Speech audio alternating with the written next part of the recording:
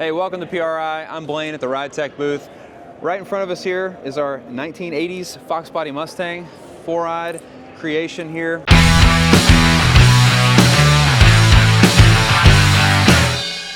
We just finished this car this year in 2024. It hit a couple of racetracks for shakedown duties this year, but we're going to come out of the gate swinging hard in 2025, going to some Good Guys events, Grid Life events, Hyperfest, Ford Fest, things like that. And we'll give you a rundown here. So starting here in the front, we've got an 800 horsepower detuned stack injection motor. It's got English stack injection on it. It's a 358 cubic inch. It's got Roush Yates style C3 heads. It makes around 600 horsepower to the tire. Don't have the exact dyno sheet on me here, but we are running coil on plug here. We've got those sitting here on the sides, and got the MSD block off cap there. Now, obviously this car has a bit of a retro theme, so what inspired this engine choice for the car? Really just to kind of wow people, also to have lots of power on tap too. Yeah. This thing's going to be used for both road course and autocross. A lot of popular options these days exist with the Coyote. Yeah. We also thought about doing a Godzilla as well. It would have been really cool to have either of those options. Those are great, fine options, but this kind of gives the wow factor, especially with the stack injection. You close the hood, those are popping up out of it. Everybody wants to come listen to that thing start up and run. So. Now, obviously, Ridetech is in the business of putting that power to the pavement. So let's talk about what's underneath this car. Absolutely. So if you notice here at the top, these are caps. Normally, you would have a strut, a McPherson strut, popping up there through those strut towers. We have developed a McPherson strut delete suspension, or an SLA suspension. It's a short, long arm design. Obviously this is installed on the car so you can't see it very well, but I do have a display, a cutaway of one corner up here on one of our pedestals. I can show you here in a minute, but we've got that installed up front. That saves about 50 pounds out of the front suspension with our design. It allows you to have much better suspension geometry in the front compared to the factory McPherson design. And then out back here, we've gotten rid of the stick axle entirely and installed our bolt-in, recently released IRS cradle. So we're taking a Ford Super 8.8 out of an S550. We've created a tubular cross member that bolts into, and it uses shortened S550 axles, and that pairs with our AFX style hub spindle that accepts an S550 hub.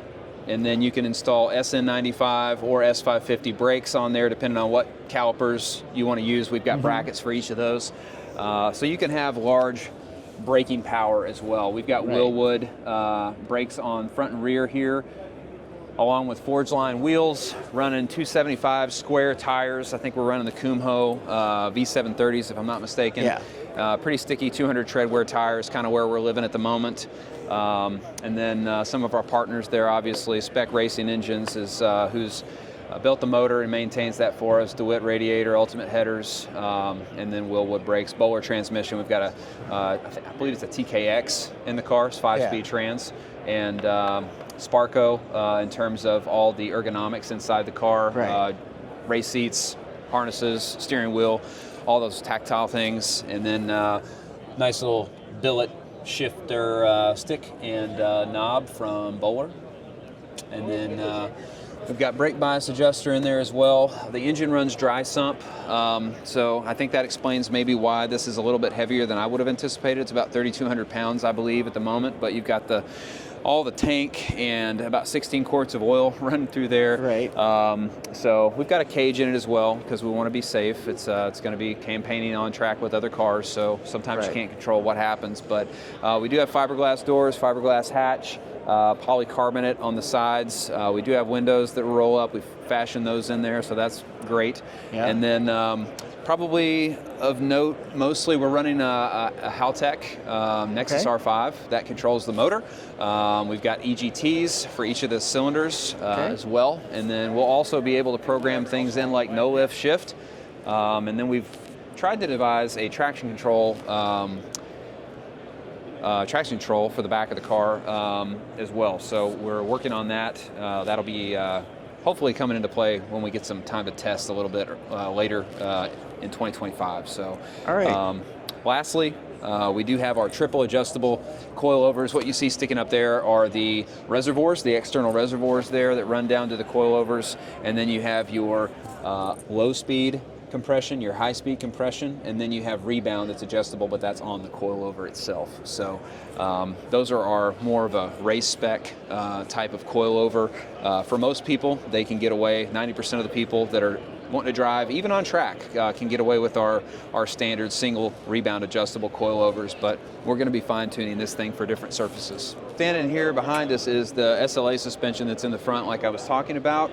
We've got our billet aluminum short arm up top, and then our tubular lower control arm down below. All Delrin bushings there as well, so you don't have to worry about greasing any of those. High quality ball joints, top and bottom.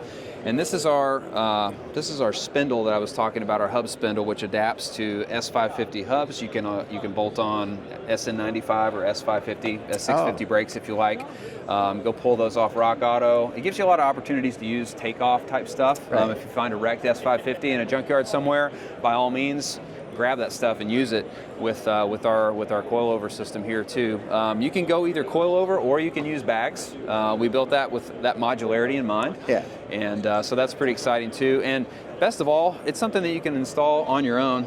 You do have to trim a little bit, like this little rise that is on the sheet metal underneath the car. You have to trim that with a, I don't know, hacksaw, sawzall, whatever, and fold that over. But then this piece of C-channel slides in, and then it's a true bolt-in affair, adding some strength down there because it ties into the structural aspect of the vehicle. And yeah, pretty seamless from that point forward. And we talked about, the possibility of people building more Fox Mustangs with these types of suspensions. What can people expect as an improvement to the performance in this vehicle? The benefit here, outside of getting rid of that McPherson strut assembly, is this is much better in terms of suspension geometry. Really has a better negative camber curve as it cycles throughout the travel, and it's also lighter as well. So that's an added benefit at each of the front corners of the vehicle too. So you're getting better ride quality, better handling, without compromising any of those things that you normally would associate with, you're not pigeonholing the car. You're kind of improving all of the car's attributes and not really losing anything at that point. And these systems are all available right now? Yeah, so this released before the IRS did. We've had this out for about 2 years now. And then let's go check out the IRS in the back. Okay.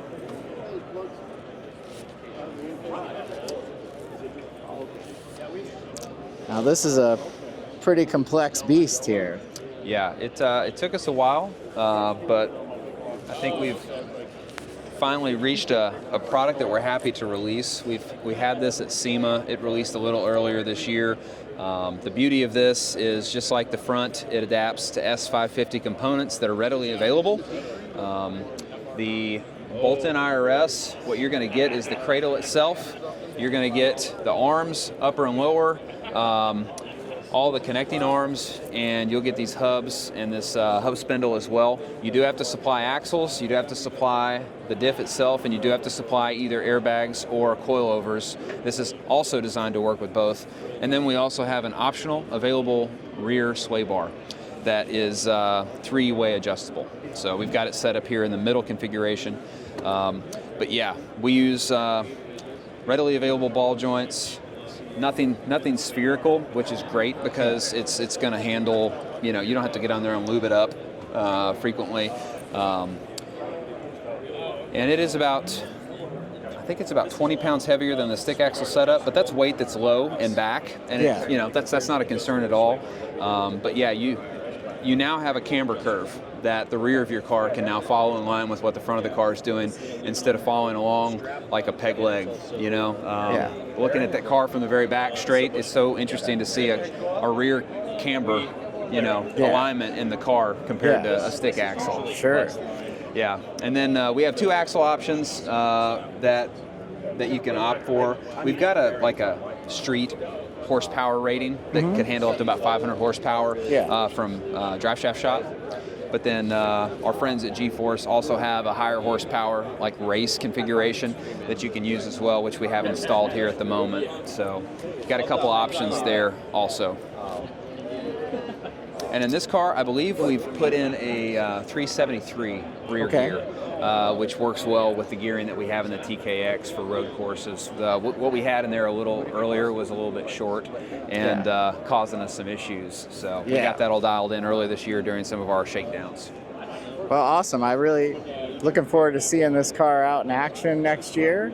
And thanks for giving us a tour. Yeah, absolutely.